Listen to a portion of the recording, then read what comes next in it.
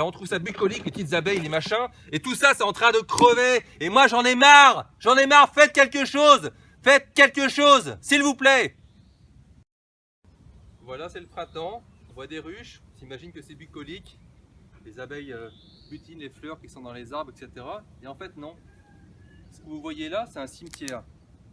C'est des tombes. C'est 5 ruches. Elles étaient pleines de vie en octobre. Et quand je dis pleine de vie, c'était vraiment pleine de vie. Elles grouillaient, elles m'ont fait du miel. Je vais vous montrer, elles sont pleines de miel à l'intérieur. C'est pas normal qu'elles soient toutes mortes. C'est un massacre. C'est un massacre. Je suis ému. Ces abeilles, c'est beaucoup pour moi, quoi. Je suis très sensible. Je fais tout ce que je peux pour qu'elles soient bien. Les traitements, etc.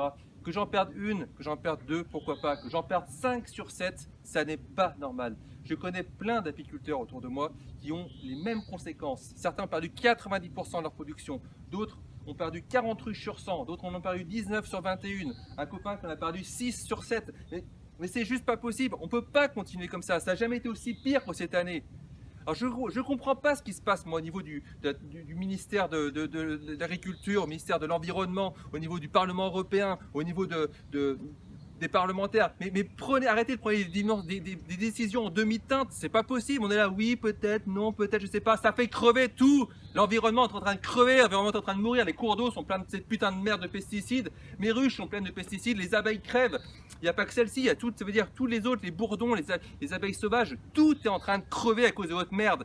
Et si ça les fait crever nous, ça nous fera crever nous aussi, quoi. Prenez-en conscience, c'est pas possible, ça se retrouve dans notre bouffe, tout ça. Regardez ce qu'il y a un peu dans cette ruche, regardez cette ruche qui est en pleine forme.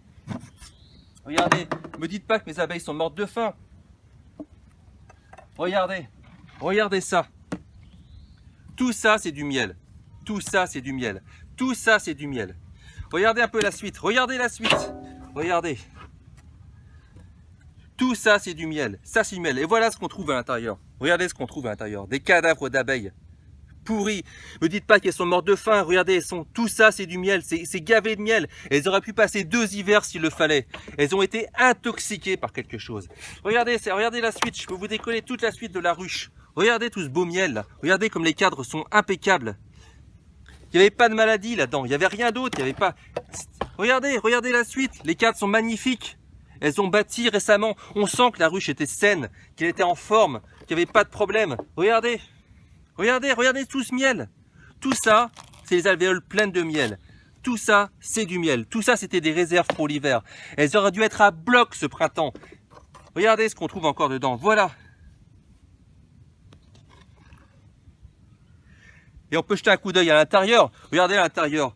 Voilà ce qu'on trouve sur une ruche. Une ruche qui devait peut-être contenir 20 000 abeilles. Il n'y a plus rien. Et ça, c'est vraiment ce qu'on appelle le syndrome d'effondrement des colonies. Ces abeilles sont sorties trop tard.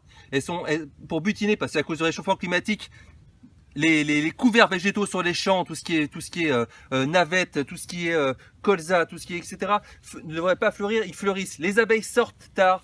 Elles butinent des fleurs qui sont cultivées sur des champs, qui ont été aspergés de néonicotinoïdes. Ces produits ont une rémanence de moins 3 ans dans le sol. C'est-à-dire que le sol en est aspergé, une plante pousse. Comme c'est les produits systémiques, ça va dans la plante. Le pollen, la sève, le nectar, tout est contaminé par ces merdes-là. Et mes abeilles les butinent, et après ça, elles perdent le sens de l'orientation, elles ne retrouvent pas le chemin de la ruche. Voilà comment ça se passe. Voilà. Alors on trouve ça bucolique, les petites abeilles, les machins, et tout ça, c'est en train de crever. Et moi, j'en ai marre. Faites quelque chose, s'il vous plaît.